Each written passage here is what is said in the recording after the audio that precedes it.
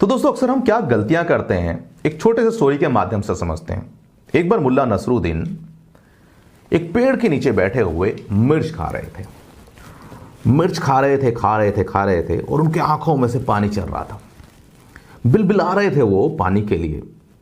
और वहां से एक राहगीर निकला और उनसे पूछा, मुल्ला जी क्या कर रहे हैं आप?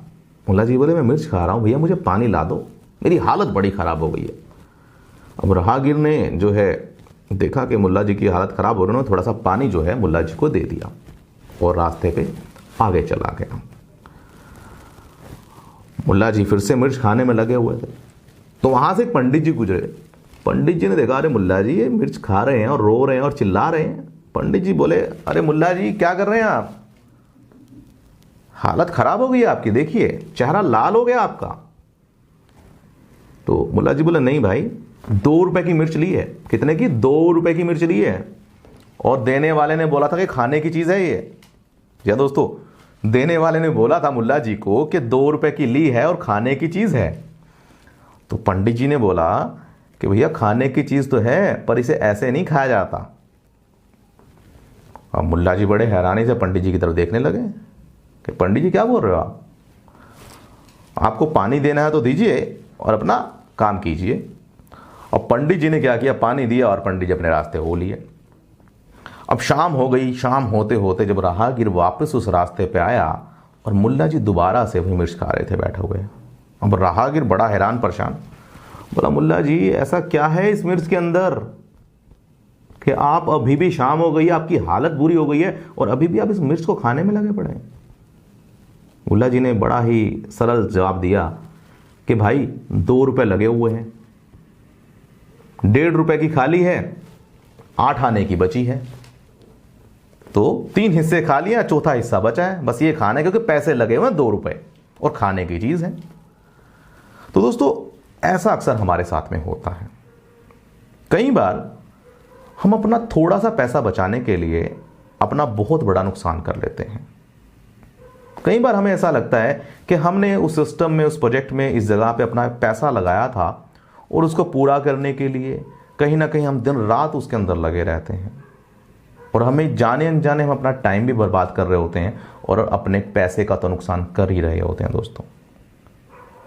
तो दोस्तों याद रखिए, ज़रूरी ये नहीं है कि उस सिस्टम में पैसा निकलेगा या नहीं निकलेगा। ज़रूरी ये है दोस्तों कि आप अपने दिमाग से, अपनी बुद्धि से सही डिसीजन लेते हैं या नहीं लेते हैं। कई बार दोस्तों कुछ अलग डिसीजन लेने बहुत ज़्यादा ज़रूरी होते हैं। स्टिक जिसे हम बोलते हैं, दृढ़ निश्चय दोस्तों बहुत ज़्यादा ज़रूरी होता है। कई बार कुछ पैसों को, कुछ प्रोजेक्ट में पैसों को डूब देना ही सही लगता है।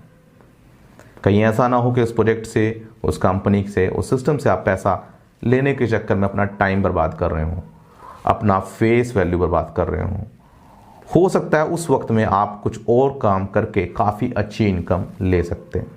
तो दोस्तों मुल्ला नसरुद्दीन की तरह हम भी ऐसी बहुत सारी गलतियां करते हैं।